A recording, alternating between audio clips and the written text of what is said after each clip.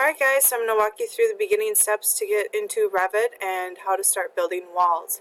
The first thing you want to do is find Revit 2018 with a big R on it and double click. It may take a little bit this first time for it to come up, but it will get faster as you use it more and more on your computer. If this screen pops up, hit I agree.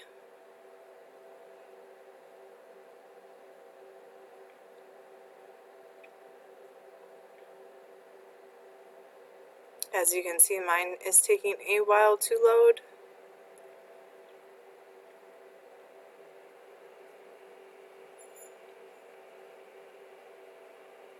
Alright, once you get up here, you will see this page. What you want to choose is Architectural Template to start.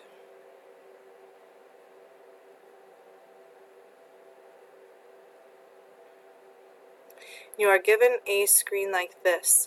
So when we build our houses, or in this case our classroom document, you want to make sure your walls are within these 4 markers going around. Okay? Now to start with walls, I'm going to zoom in, and all I'm doing to zoom in is I'm using the rolly pad on my mouse to zoom in, and then I can move these sidebars here to kind of shift it around. So I'm going to zoom in a little bit more just so you can see the center a little bit closer. And to create walls, I'm going to come up to the wall. Now if you ever get lost within other windows, architecture is where all the walls, doors, and windows are. So I'm going to come to wall, and there's a whole bunch of new tabs up here. Don't worry, we'll get through all of these, but for today we're going to add our first wall in. And what we're going to do first is we're going to click here, and we're going to do our exterior wall. So if you are doing the classroom design, you notice that one of the walls in our classroom is actually an exterior wall. And exterior walls are thicker than interior walls because they have to withstand the weather.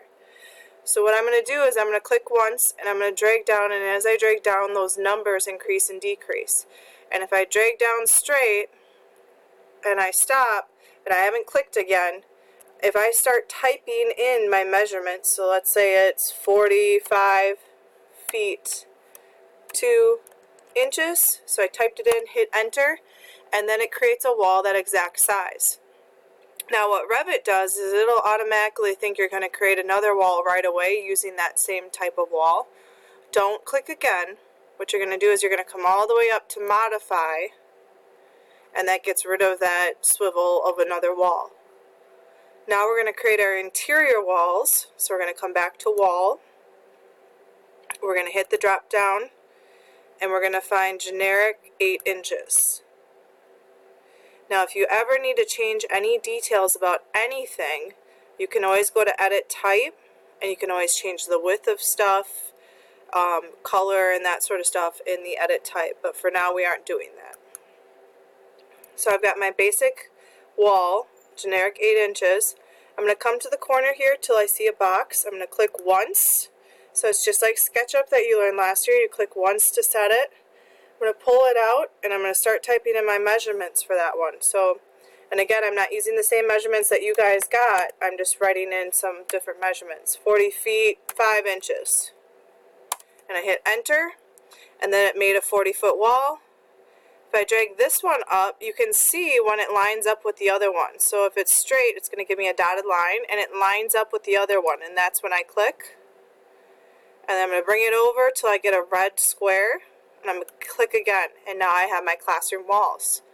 And all I'm doing is I'm using the rolly pad to zoom in. Now let's say I need to change a measurement. Let's say I made my wall and it's not quite right. What I can do is I can click modify, and I can click on a wall.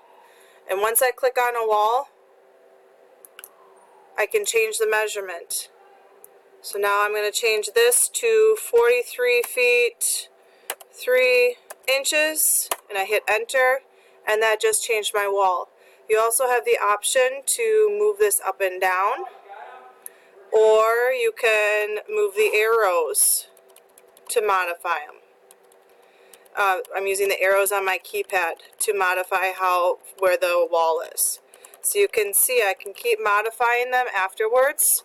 Now, just so you know, if you click on one wall, it's going to give you the adjoining wall's measurement.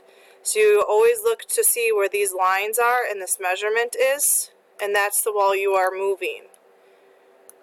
It's a little messed up like that. Okay, that is my tutorial on creating walls. Go to the next one to figure out how to add doors and windows in.